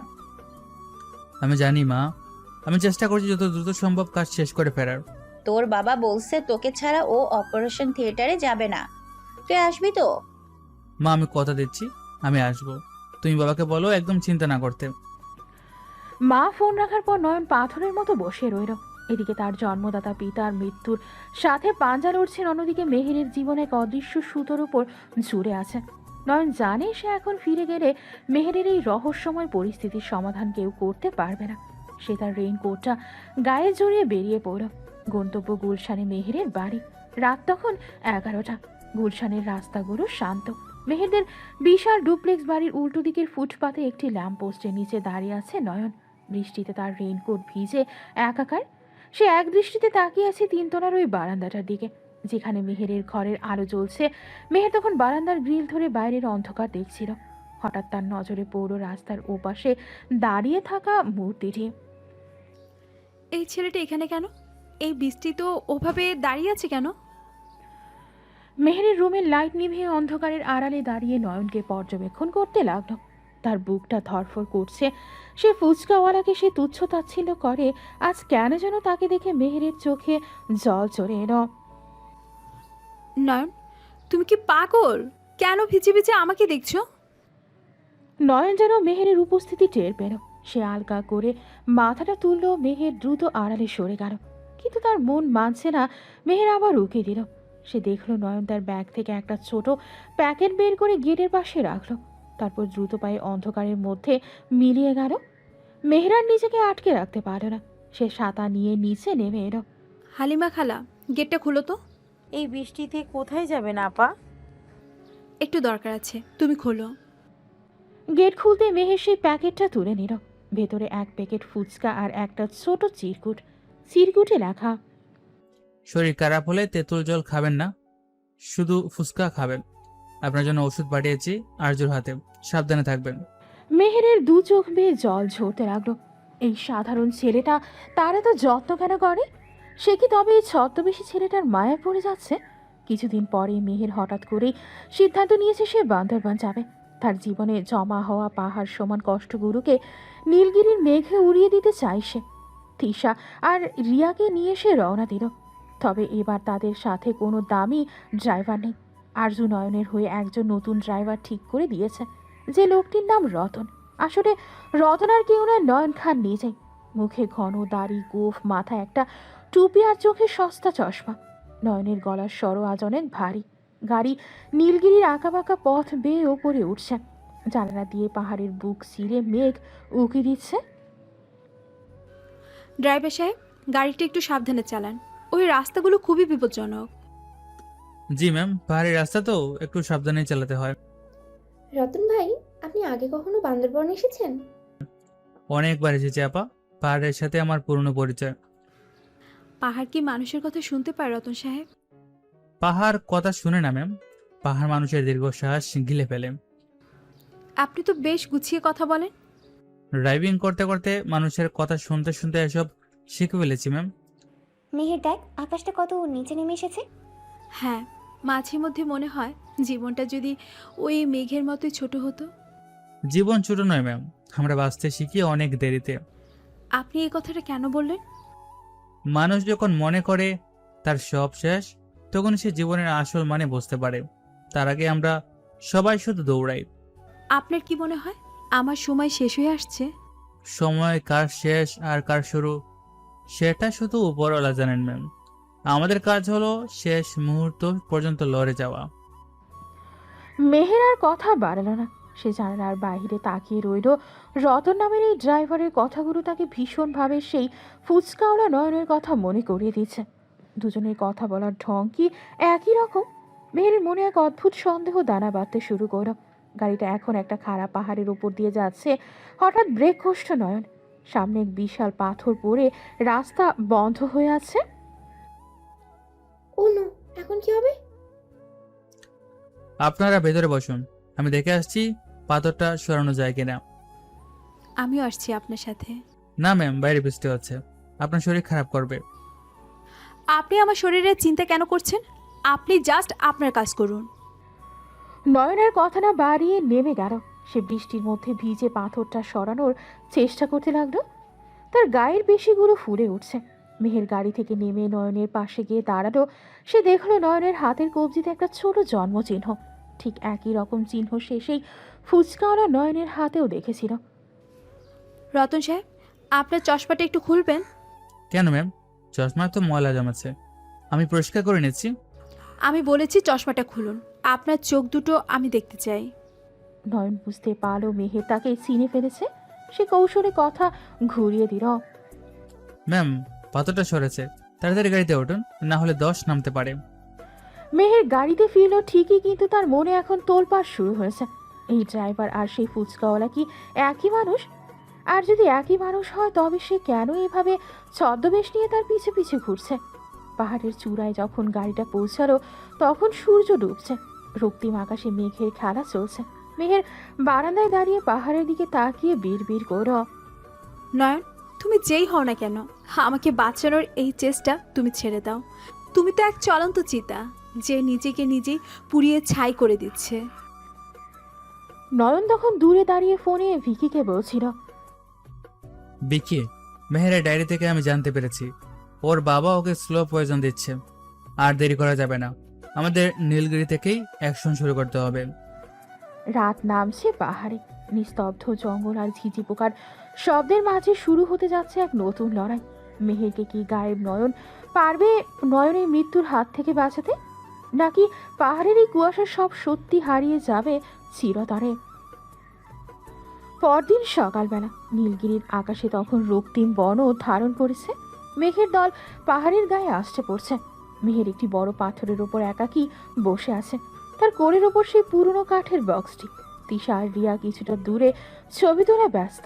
ড্রাইভার রতন ওরফে নয়ন গাছের আড়ালে দাঁড়িয়ে তীক্ষ্ণ নজরে মেহেরকে পর্যবেক্ষণ করছে। মেহের কাঁপা কাঁপা হাতে বক্সটি খুলল। ভেতরে ডায়েরির পাতা থেকে ছিঁড়ে নেওয়া ছোট ছোট ভাঁজ করা চিরকুট। সে এক এক করে চিরকুটগুলো পড়তে শুরু করলো। তার চোখের জল গড়িয়ে চিরকুটের কালিতে মিশে যাচ্ছে।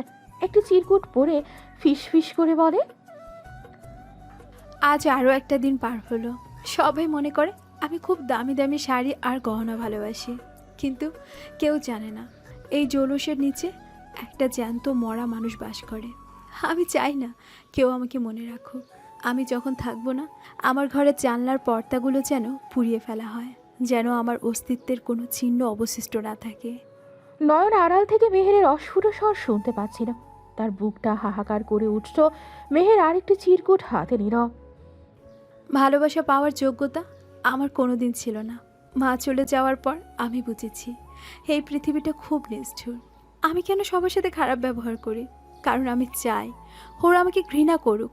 আমি মরে গেলে যেন কারো চোখে এক ফোঁটা জল না আসে। ঘৃণা করলে বিচ্ছেদটা সহজ হয়, কিন্তু ওই ফুসকাওয়ালা ছেলেটা, ও কেন আমার সব ঘৃণা সহ্য করে আমার পাশে আছে? ওর চোখের ওই মায়া আমাকে দুর্বল করে দেয়। আমাকে শক্ত থাকতে হবে, আমাকে একাই চলে যেতে হবে। চিরকুটগুলো পড়া শেষ করে মেহের আকাশের দিকে তাকালো। তার চেহারা ফ্যাকাশে হয়ে গেছে। হঠাৎ সে বুকের বাম পাশে হাত দিয়ে কুঁকড়ে গেল। তার শ্বাস নিতে কষ্ট হচ্ছে। নয়ন, তুমি কি আসবে? আমার খুব ভয় করছে। কথাটি শেষ করার আগে মেহেরের মাথা ঘুরে গেল এবং সে পাথর থেকে গড়িয়ে নিচে পড়ে যাচ্ছিল। নয়ন বিদ্যুৎ বেগে ছুটে এসে মেহেরকে হাত বাড়িয়ে ধরে ফেলল। মেহের ততক্ষণে জ্ঞান হারিয়েছে। ও মাই গড, মেহের, রতন ভাই কি হয়েছে ওর? তিশা আপা, জলদি গাড়ির চাবিটা আনুন, ওকে এখানে নিচে নামাতে হবে। মেহেরের শরীর তো বরফের মতো ঠান্ডা হয়ে গেছে। রতন ভাই, আপনি ওর পালস পাচ্ছেন? পাচ্ছি, কিন্তু খুব ক্ষীণ। আপনারা ঘাবড়াবেন না। রিয়া আপা, আমার পকেট থেকে রুমালটা বের করুন তো। নয়ন মেহেরকে কোলে তুলে গাড়ির দিকে দৌড়াচ্ছিল। ঠিক তখনই তার পকেট থেকে ওয়ালেটটা নিচে পড়ে গেল এবং ভেতর থেকে তার আসল আইডি কার্ডটা বেরিয়ে এলো। তিশা নিচু হয়ে কার্ডটা তুলে নিল। কার্ডের উপরে বড় অক্ষরে লেখা নয়ন খান, চেয়ারম্যান ও CEO, the NK group, Singapore and Dhaka. Riya, এদিকে দেখ, এটা কি? নয়ন খান, এশিয়ার টপ বিলিনিয়ার। আমাদের ড্রাইভার রতন ভাই কি তবে এই লোক? আর ওই ফুচকাওয়ালা নয়ন, তার তার মানে ওই শুরু থেকে আমাদের সাথে ছিল? কার্ডটা দিন তিশা আপা, এসব পরে কথা হবে, আগে মেয়েরকে বাঁচাতে হবে, ওর সময় নেই। তিশা আর রিয়া বিস্ময় কথা হারিয়ে ফেল। তারা দেখলো এক সাধারণ ড্রাইভারের কণ্ঠে এখন দাপুটে রাজার হুকুম। নয়ন মেহেরকে পেছনের সিটে শুইয়ে দিয়ে নিজেই স্টিয়ারিং ধরল। পাহাড়ি আঁকাবাঁকা পথে গাড়িটি ঝড়ের গতিতে ছুটতে শুরু করলো। পরের দিন নীলগিরি থেকে হেলিকপ্টারে করে মেহেরকে নিয়ে আসা হয়েছে ঢাকার অ্যাপোলো হাসপাতাল। হাসপাতালের ভিআইপি করিডোর এখন নিস্তব্ধ। মেহের আইসিইউতে, বাইরে তিশা, রিয়া আর মেহেরের বাবা আশফাক সাহেব বসে আছেন। ঠিক তখন ডাক্তার চৌধুরী বেরিয়ে এলেন আইসিইউ থেকে। ডাক্তার, আমার মেয়ের কি হয়েছে? আশফাক সাহেব, আপনি তো আগে থেকেই জানতেন মেহেরের কন্ডিশন, ওর ব্রেন টিউমার, এখন লাস্ট স্টেজে, বাঁচার সম্ভাবনা 5%-এরও কম। কিন্তু আমি তো আপনাকে টাকা দিয়েছিলাম সব ম্যানেজ করতে। টাকা দিয়ে রোগ ঠেকানো যায় না। আপনি ভুল চিকিৎসার, ভুল ওষুধের মাধ্যমে ওর ক্ষতি বেশি করেছেন। ঠিক এই সময় করিডোরের শেষ প্রান্ত দিয়ে হেঁটে আসছিলেন দামি স্যুটে আবৃত নয়ন খান। তার পেছনে 10 থেকে 12 জন বডিগার্ড এবং বিশেষ নামী 5 জন ডাক্তার, যারা এইমাত্র সিঙ্গাপুর থেকে প্রাইভেট জেটে করে ল্যান্ড করেছেন। হাসপাতালের পুরো স্টাফ এই অভাবনীয় দৃশ্য দেখে থমকে দাঁড়িয়ে গেল। আশফাক সাহেব নয়নকে দেখে আকাশ থেকে বলেন, নয়ন খান, আপনি এখানে কেন? আর আপনার পরনে এইসব কি? আপনার ড্রাইভার রতন আর ফুচকাওয়ালা নয়ন আজ তার আসল রূপে ফিরে এসেছে আশফাক সাহেব। তার মানে তুমি শুরু থেকেই আমার উপর নজর রাখছিলে? নজর আপনার উপর নয়, আমি মেহেরকে পাহারা দিচ্ছিলাম, যার জীবন আপনি নিজের স্বার্থের জন্য শেষ করে দিতে চেয়েছিলেন। মিস্টার নয়ন, আমরা মেহেরকে সারপ্রাইজ করাতে পারছি না। চুপ করুন। এই যে ডাক্তাররা আমার পেছনে দাঁড়িয়ে আছেন, এদের নাম সারা পৃথিবী জানে। এদেরকে আমি সিঙ্গাপুর আর সুইজারল্যান্ড থেকে নিয়ে এসেছি। নয়ন, তুমি কেন আমার পারিবারিক বিষয়ে নাক গলাচ্ছ? নয়ন আশফাক সাহেবের কলার শক্ত করে চেপে ধরে বলে, পারিবারিক বিষয়? আপনি কি বাবা হওয়ার যোগ্য? নিজের মেয়ের অসুস্থতাকে পুঁজি করে সম্পত্তির হিসাব করছেন? এই নয়ন খানের সাম্রাজ্যের কাছে আপনার সম্পত্তি ধুলাবালি মাত্র। ছাড়ো আমাকে, আমি পুলিশ ডাকবো। ডাকুন পুলিশ, কিন্তু মনে রাখবেন টাকা দিয়ে আপনি সব কিনতে পারেন, কিন্তু মেহেরের ভালোবাসা আর ওর হাসি কোনোদিনও আপনার নসিবে জুটবে না।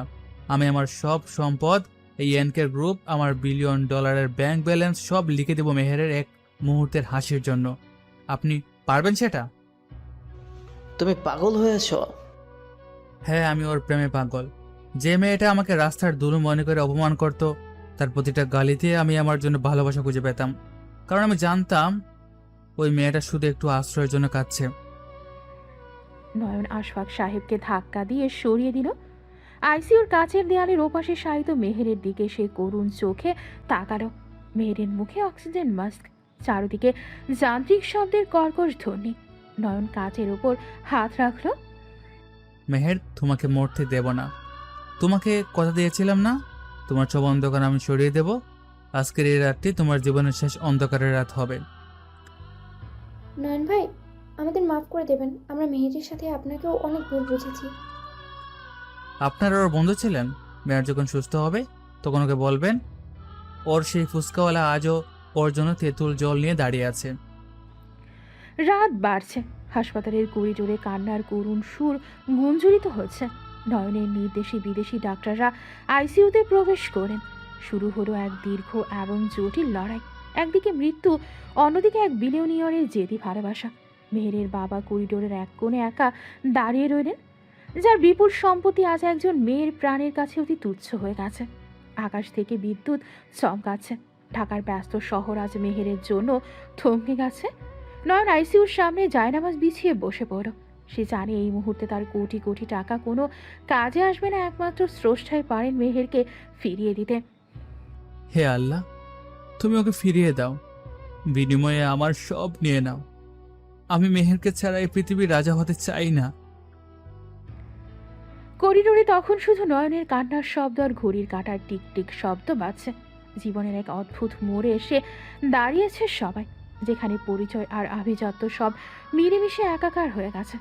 সেই রক্তহীন করা হাসপাতালের রাতের পর 3 সপ্তাহ কেটে গেছে। আজ ঢাকা শহরের অভিজাত বঙ্গবন্ধু আন্তর্জাতিক সম্মেলন কেন্দ্র এক রাজকীয় সাজে সেজেছে। এশিয়ার শীর্ষ ধনী এনকে গ্রুপের নতুন চেয়ারম্যানের অভিষেক অনুষ্ঠান আজ। দেশি বিদেশি সংবাদ মাধ্যম, নামী সব ব্যবসায়ী আর আমলাদের ভিড়ে চারপাশ গম গম করছে। তবে সবার চোখের কেন্দ্রবিন্দুতে বসে আছে এক তরুণী মেহের। মেহের একটি সাদা হুইল চেয়ারে বসে আছে। তার পরনে খুব সাধারণ কিন্তু মার্জিত একটা জামদানি শাড়ি। তার চেহারায় সেই উদ্ধত্ত ভাবটা আর নেই, বরং চোখ দুটো বারবার ভিজে উঠছে।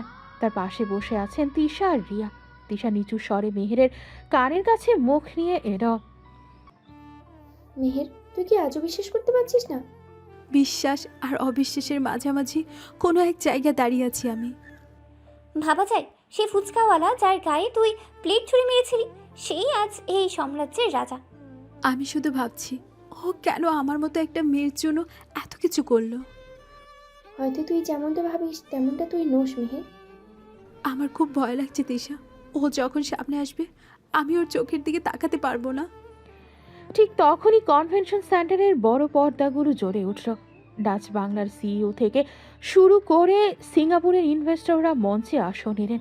মঞ্চের মাঝখানে একটি বড় পোডিয়াম, মাইক্রোফোনে ঘোষণা এলো এশিয়ার গর্ব এনকে গ্রুপের চেয়ারম্যান মিস্টার নয়ন খান। হাজার হাজার মানুষ দাঁড়িয়ে তালি দিচ্ছে। সবাই আশা করছিল দামি কোনো ইতালিয়ান স্যুট পরে এক রাজপুত্রের মতো কেউ মঞ্চে আসবে, কিন্তু পর্দা সরে যেতেই পুরো হলরুম নিস্তব্ধ হয়ে গেল। মঞ্চে যে ছেলেটি দাঁড়িয়ে আছে তার পরনে কোনো দামি স্যুট নেই। তার গায়ে সেই পুরনো মলিন নীল রঙের ফতুয়া, পায়ে সাধারণ চটি, ঠিক যেমনটা তাকে ধানমন্ডির সেই ফুচকার ভ্যানের সামনে দেখা যেত। নয়ন মাইক্রোফোনটা হাতে নিল। তার শান্ত কিন্তু গভীর চাহনি পুরো হল রুমে পিনপতন নীরবতা নিয়ে এলো। উপস্থিত শ্রুতিবৃন্দ, আপনাদের সবাইকে স্বাগতম। মিস্টার নয়ন, আপনি পোশাকে কেন? এটা কি কোনো প্র্যাঙ্ক? না, এটা ফ্রাঙ্ক নয়, এটাই আমার পরিচয়। কিন্তু আপনি তো এশিয়ার টপ বিলিয়নিয়ার, আপনার এই পোশাকের কারণ কি? আমি নয়ন খান, কিন্তু আমি আপনাদের বিলিয়নিয়ার নই। আমি মেহেরের ফুচকাওয়ালা। মেহেরের চোখ দিয়ে অঝরে জল পড়তে শুরু করলো। সে হুইল চেয়ারের হাতলটা শক্ত করে চেপে ধরল। নয়ন মঞ্চ থেকে সরাসরি মেহেরের চোখের দিকে তাকালো। টাকা মানুষকে পরিচিতি দেয় ঠিকই, কিন্তু মানুষ চেনা যায় তার শ্রম আর চোখের বাসা দিয়ে। আমি এই 6 মাস রাস্তায় দোলই কাটিয়েছি শুধু একটা মানুষকে বুঝতে, এমন একটা মানুষকে যাকে তার আপনজনরাই পর করে দিতে চেয়েছিল। নয়ন, আর কত কাঁদাবে আমাকে? আজ আমি আপনাদের সামনে একটা বড় পর্দায় ফাঁস করতে এসেছি। আপনাদের মধ্যে এমন একজন বসে আছেন যিনি রক্তের সম্পর্ককে কলঙ্কিত করেছেন। মঞ্চের নিচে প্রথম সারিতে বসে থাকা আশফাক আহমেদের কপালে বিন্দু বিন্দু ঘাম জমতে শুরু করেছে। তিনি বারবার রুমাল দিয়ে মুখ মুছছেন। নয়ন মঞ্চ থেকে নামতে শুরু করল। সে সরাসরি মেহেরের সামনে গিয়ে হাঁটু গেড়ে বসল। কেমন আছো মেহের? তুমি কেন আমার সামনে এলে নয়ন? আমি তো তোমাকে অনেক কষ্ট দিয়েছি। তোমার ওই গালিগুলো আমার কাছে দোয়ার মতো ছিল মেহের, কারণ আমি জানতাম ওই শব্দের আড়ালে তুমি সাহায্য চাইছিলে। আমি লজ্জিত নয়, আমি তোমার কাছে ক্ষমা চাওয়ার যোগ্য নই। ক্ষমা করার আমি কেউ নই মেহের। আজ সময় এসেছে তোমার অধিকার তোমাকে ফিরিয়ে দেওয়ার। নয়ন মেহেরের হুইল চেয়ারটা ধরে মঞ্চের দিকে নিয়ে এলো। তারপর মঞ্চের বড় পর্দায় একটা ভিডিও প্লে হলো। সেখানে দেখা যাচ্ছে ডক্টর রহমান আর আশফাক সাহেবের গোপন কথোপকথন। হল রুমের সবাই হতভম্ব। আশফাক সাহেব পালানোর চেষ্টা করতে বডিগার্ডরা তাকে আটকে দিল। আশফাক সাহেব, আপনি ভেবেছিলেন মেহেরের ব্রেন টিউমার হয়েছে বলে ওকে মানসিকভাবে মেরে ফেলবেন, অথচ সত্যিটা হলো মেহেরের কোনো টিউমার ছিল না। কি বলছো তুমি নয়ন? আমার টিউমার নেই। না মেহের, তোমাকে প্রতিদিন যে ওষুধগুলো খাওয়ানো হতো সেগুলো ছিল স্লো পয়জন। ওগুলো তোমার নার্ভকে দুর্বল করে দিত, যাতে তোমার মনে হয় তুমি মারা যাচ্ছ। সব মিথ্যে। নয়ন খান, তুমি আমাকে ফাঁসানোর চেষ্টা করছো। মিথ্যে কোনটা আশফাক সাহেব? এটাও কি মিথ্যে যে মেহের আপনার নিজের মেয়ে নয়? পুরো হল রুমে গুঞ্জন শুরু হলো। মেহের যেন পাথর হয়ে গেল। সে ফ্যাল করে নয়নের দিকে তাকিয়ে আছে। আমি ওনার মেয়ে নই, তাহলে আমি কে নয়ন? তুমি আমার চাচাতো বোন মেহের। তুমি সেই বিখ্যাত খান পরিবারের উত্তরাধিকারী, যাদের সম্পত্তি আশফাক সাহেব জালিয়াতি করে আত্মসাৎ করতে চেয়েছিলেন। প্রমাণ কে? কি প্রমাণ আছে তোমার কাছে? প্রমাণ মেহেরের রক্তে আছে। আজ থেকে 6 মাস আগে যেদিন আমি প্রথম ফুসকা নিয়ে তোমার সামনে দাঁড়িয়েছিলাম, মেহের মনে আছে সেই দিনটা? হ্যাঁ, মনে আছে। আমি তোমাকে অনেক অপমান করেছিলাম। আসলে ওই দিন বিকেলে আমি তোমার সাথে নির্জনে দেখা করেছিলাম, তিশা আর রিয়াকে লুকিয়ে। মেহের, তুমি কি দর্শককে বলবে সেদিন আমি তোমাকে কি বলেছিলাম? মেহের এবার হুইল চেয়ার ছেড়ে উঠে দাঁড়ালো। তার দুর্বল শরীরটা থরথর করে কাঁপছে। সে মাইক্রোফোনটা হাতে নিল। হ্যাঁ নয়ন আমাকে সব বলেছিল। 6 মাস আগে ও যখন আমার কাছে আসে, ও আমাকে বাবার মানে আশফাক সাহেবের সব ষড়যন্ত্রের কথা জানিয়েছিল। তার মানে মেহের, তুই এতদিন যা করেছিলিস সব অভিনয় ছিল? হ্যাঁ, নয়ন আমাকে বলেছিল যদি আমি স্বাভাবিক আচরণ করি তাহলে আশফাক সাহেব সতর্ক হয়ে যাবেন। তাই নয়নের কথা মতো আমি আরও বেশি জেদি আর বদমেজাজি হওয়ার অভিনয় করেছি। মেয়েরকে আমি শিখিয়ে দিয়েছিলাম কিভাবে ওই বিষাক্ত ওষুধগুলো ফেলে দিতে হয়, আর ড্রেনের নোংরা ফুসকা খাওয়ার নাম করে আমার কাছ থেকে আসল ভিটামিন ট্যাবলেট নিয়ে যেতে হয়। ওহ খোদা, তার মানে ওই ফুচকাওয়ালা অপমান করার সবটাই ছিল একটা প্ল্যান। হ্যাঁ, তবে নয়নকে যখন আমি অপমান করতাম তখন আমার ভিতরে খুব কষ্ট হতো। ও সহ্য করতো আমার সুরক্ষার জন্য। আমার বাবা অর্থাৎ তোমার আপন জেঠু নাইম খান আমাকে আদেশ দিয়েছিলেন তোমাকে উদ্ধার করতে। তিনি যখন জানতে পারেন তার ভাইয়ের মেয়ে এক নেকড়ের কাছায় বন্দী, তখন তিনি আমাকে পাঠিয়েছিলেন। আশফাক সাহেব মেঝেতে ধপ করে বসে পড়েন। পুলিশ এসে তাকে হাত করা পরালো। মেহের এগিয়ে গিয়ে আশফাক সাহেবের সামনে দাঁড়ালো। তার চোখে আজ ঘৃণা নয়, আছে এক ধরনের মুক্তি। আমি আপনাকে বাবা বলে রেখেছিলাম। আপনি আমার রক্তের কেউ না হয়েও আমি আপনাকে শ্রদ্ধা করেছি, কিন্তু আপনি টাকার জন্য আমাকে তিলে তিলে মারতে চাইলেন। সম্পত্তি সব তোমার নামে ছিল মেহের। আমি না করলে তুমি সব পেয়ে যেতে। সম্পত্তি দিয়ে কি হয়? আপনি তো আমার শৈশবটাই কেড়ে নিয়েছিলেন। আর না মেহের, এখন থেকে তুমি তোমার আসল পরিচয়ে বাঁচবে। তুমি কোনো এতিম নও, তুমি খান পরিবারের রাজকন্যা। মেহের নয়নের দিকে ফিরল। তার চোখে এখন আনন্দের বন্যা। সে সবার সামনে নয়নকে জড়িয়ে ধরে ডুকরে কেঁদে উঠল। এই কান্না কোনো দুঃখের না, এ হলো দীর্ঘ 13 বছরের বন্দিত্ব থেকে মুক্তির কান্না। কালে তো তোমাকে একদমই মানায় না মেহের। তার চেয়ে বরং চলো আজ ধানমন্ডি লেকের পাড়ে গিয়ে তোমার হাতে বানানো ফুচকা খাই। আমি তো ফুচকা বানাতে জানি না। আমি শিখিয়ে দেবো। বিলিয়নিয়ার হওয়ার চেয়ে ফুচকাওয়ালা হওয়া অনেক সহজ। আমাদেরও কি ইনভাইট করবি তোরা? অবশ্যই। আজ থেকে কোনো রাগ নেই, কোনো ঘৃণা নেই। কনভেনশন সেন্টারে ঝলমলে আলোয় নয়ন আর মেহের পাশাপাশি দাঁড়িয়ে রইল। পরিচয় বদলায়, সময় বদলায়, কিন্তু নিঃস্বার্থ ভালোবাসা যে কোনো ছদ্মবেশের আড়ালে হারিয়ে যায় না। আস্থা প্রমাণিত। ঢাকার ব্যস্ত রাস্তায় হয়তো আবার সেই ফুচকার ভ্যানটা বসবে, তবে এবার নয়ন একা নয়, তার পাশে থাকবে তার প্রাণের মেহের।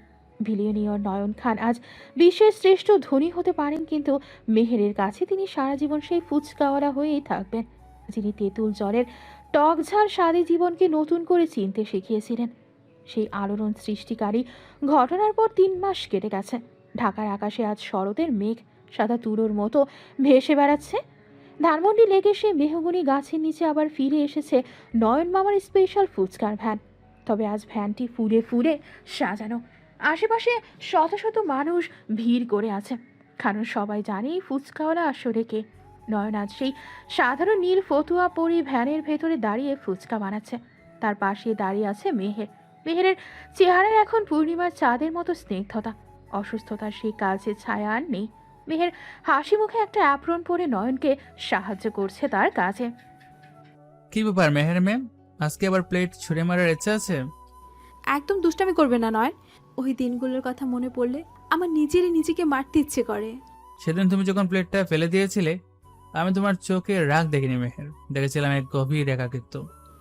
আর তুমি তুমি কেন অত অপমান সহ্য করে মুচকি হাসতে? হুম হুম। কারণ আমি জানতাম তোমার এই রাগটা আসলে তোমার উপর করা অন্যায়ের বিরুদ্ধে একটা প্রতিবাদ। মেহের আলতো করে একটা ফুচকা তুলে নিল। সে খুব যত্ন করে সেটিতে আলুর পুর ভরো, তারপর তেঁতুল জলে ডুবিয়ে নয়নের মুখের সামনে ধরো। আশেপাশে থাকা হাজার হাজার মানুষ তখন তালি দিচ্ছে, কেউ কেউ মোবাইলে ভিডিও করছে।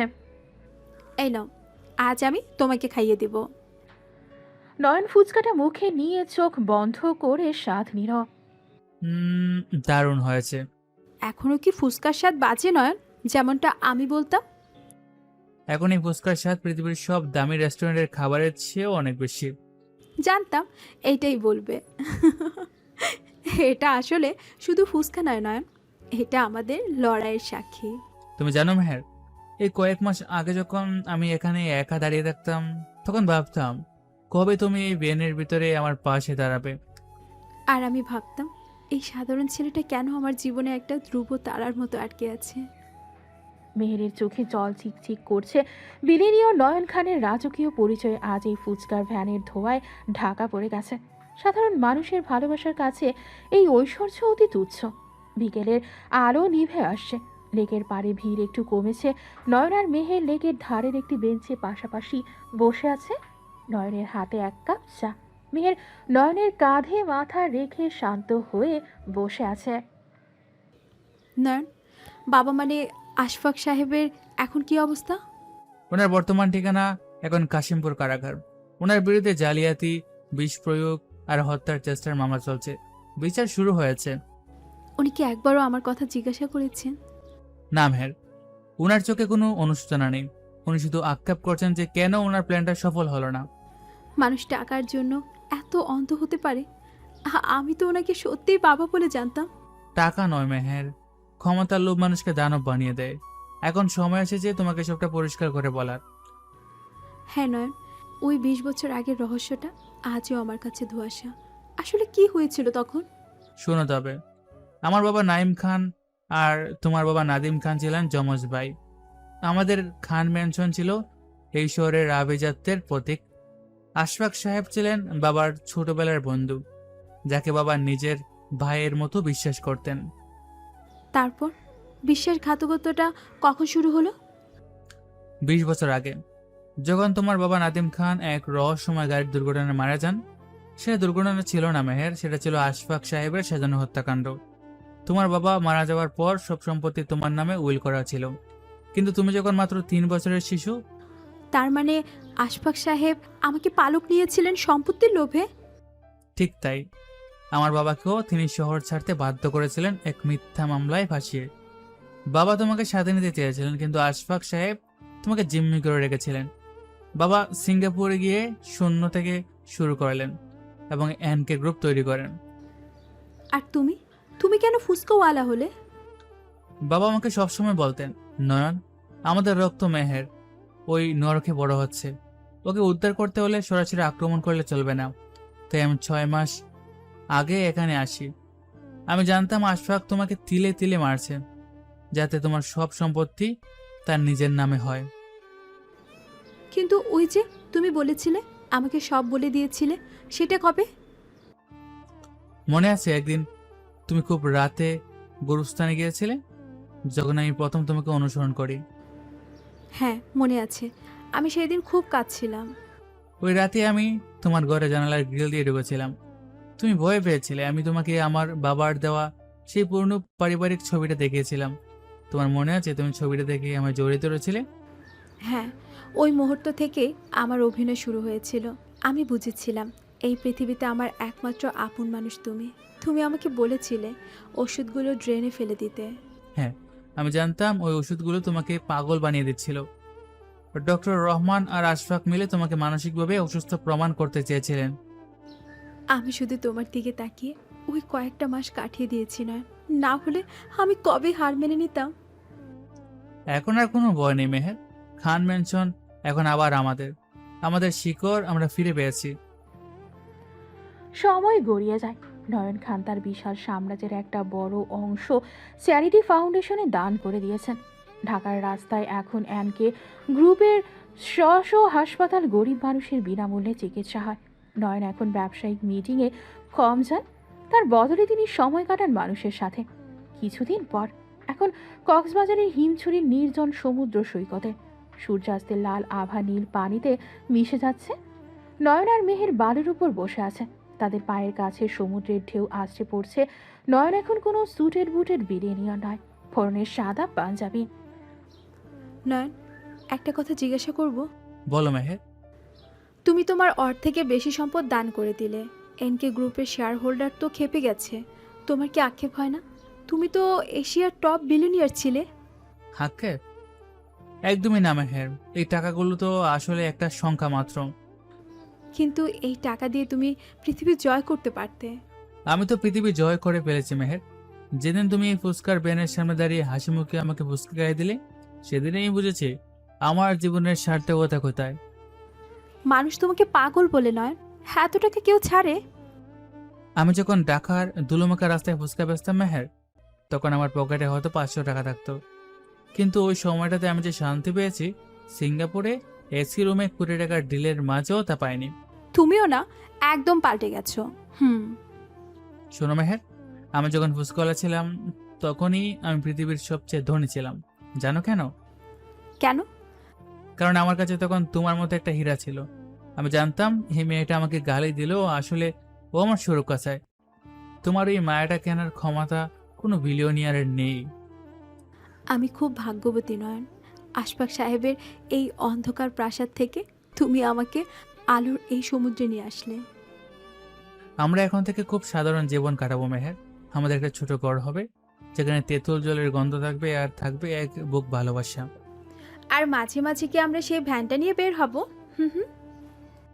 অবশ্যই। আমাদের ছেলেমেয়েরা জানবে তাদের বাবা মা দামি প্রাসাদে নয়, বরং রাস্তার ধুলোবালি আর ভালোবাসার যুদ্ধে জয়ী হয়ে এক হয়েছে। সূর্যের শেষ আভা মেহেরের হাসিতে মিশে গেল। নয়ন মেহেরের কপালে একটা গভীর চুমুক হলো। সমুদ্রের গর্জন আর বাতাসের শোষ শব্দের মাঝে এই দুইয়ের হৃদস্পন্দন আজ এক হয়ে গেছে। আভিজাত্যের অহংকার আর বিলিয়নীয় ডলারের জৌরস হেরে গেছে এক সাধারণ ফুচকাওয়ালার পবিত্র ভালোবাসার কাছে। জীবনের এই টক ঝাল মিষ্টি স্বাদই এখন নয়ন আর মেহেরের নতুন পথ চলার একমাত্র সম্বল। আকাশের প্রথম তারাটি জ্বলে উঠল, যেন সাক্ষী দিচ্ছে এক অমর ভালোবাসার গল্পে, যা শুরু হয়েছিল তেঁতুল জলের বাটি থেকে আর শেষ হলো বিশাল সমুদ্রের হৃদয়ে। সমাপ্ত।